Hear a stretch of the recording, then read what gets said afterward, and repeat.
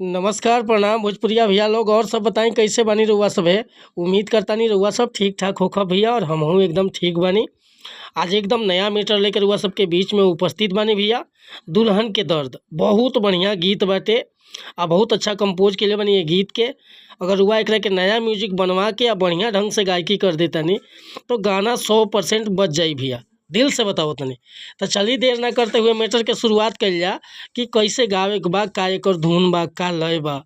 लेकिन video start करे से पहले भैया एगो बात बतावल चाहो कि रउआ अगर नया सिंगर बानी आ सिंगिंग में इंटरेस्ट बा, अच्छा मैटर के तलाश में भटकतानी, सही ढंग के गीत नइखे मिलत, बढ़िया तुकबंदी नइखे मिलत, आपके मन पसंद के मैटर नइखे मिलत, तो भैया अगर हमरा चैनल पर आ गइल बानी तो एकदम निश्चिंत रही, निराश भइला की जरूरत नइखे। रउआ जैसन भी मैटर चाहत हो खब लिखवावे के बड़े भैया, बिल्कुल उचित चार्ज पर हुआ कि फर्स्ट क्लास के मीटर मिल जाई व्हाट्सअप के जरिए डमी के साथ। काहे कि हम हर तरह के गीत लिखेनी, हिंदी में भी और भोजपुरी में भी, ट्रैक पर भी और नया सॉन्ग भी। तो कोनो प्रकार के हुआ मैटर लिखवाओ के बाद, जैसे कि sad song, love song, orchestra song, चाहे रंगदारी सॉन्ग, चाहे भक्ति भजन, कोनो प्रकार के गाना चाहिए तो बेहिचक कॉल या व्हाट्सअप कर सकता नहीं भैया। डिस्क्रिप्शन में हमारा नंबर बाटे। और चैनल पर पहली बार आए लोग तो चैनल के सब्सक्राइब कर लें, बेल आइकन प्रेस कर लें, ताकि हर रोज़ रुआ के नया नया मैटर सुने के, देखे के और गावे के मिलत रही भैया।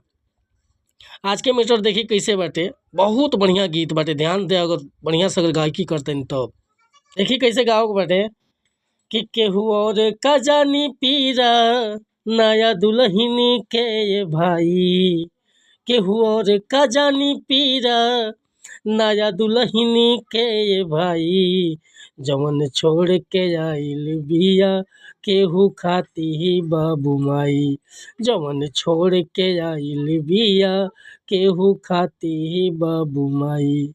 हर केहू के है बाकी सुनो ई दर्दिया न बुझाई, हर केहू के है बाकी सुनो ई दर्दिया न बुझाई, जवन छोड़ के आइल बिया केहू खातिर बाबू माई, जवन छोड़ के आइल बिया केहू खातिर बाबू माई। तो भैया ये मुखड़ा लेकर हुआ सबके बीच में उपस्थित रहनी है। अगर हमारा गाँव में कोनो भूल चूक भइल तो क्षमा चाहता नहीं भैया। रउआ एकरा के बढ़िया से बढ़िया स्केल में गा सकता नहीं। अगर मीटर पसंद बा, फुल गीत लिखवावे के बा तो कॉन्टैक्ट नंबर पर संपर्क कर सकता नहीं। हमारे कॉन्टैक्ट नंबर बाटे 8874473128।